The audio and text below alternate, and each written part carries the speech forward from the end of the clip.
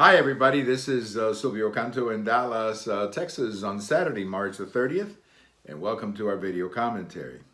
Well, today we're going to remember something that happened on March the 30th, 1867, and that is the purchase of Alaska.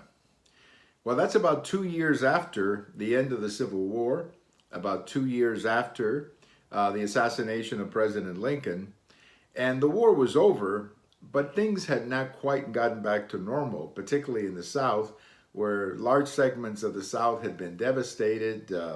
Large numbers of people were not living very well, and there were, of course, severe consequences of the war, particularly in the population of the South. So many young men were lost in the Civil War. So the country was not exactly doing well at the time. Add to that the fact that President Johnson himself was under impeachment, and you have a situation where things were not very stable, to say the least.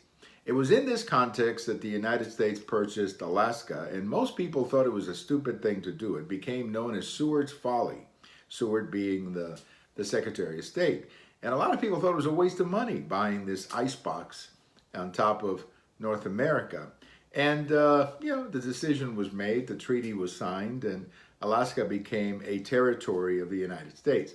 In the 20th century, Alaska began to grow in population, and then in 1959, it became a state of the United States, number 50, 49 or 50, I don't remember. The other one was Hawaii. They both came in the same year. Well, at the time that Alaska was purchased, most people thought it was stupid. But when you look back at it now in retrospect, it was a brilliant decision. Because what happened in the 20th century? You had the creation of the Soviet Union, the very hostile relationship between the United States and the Soviet Union. And had Alaska remained a part of Russia, it would have been one of the Soviet republics.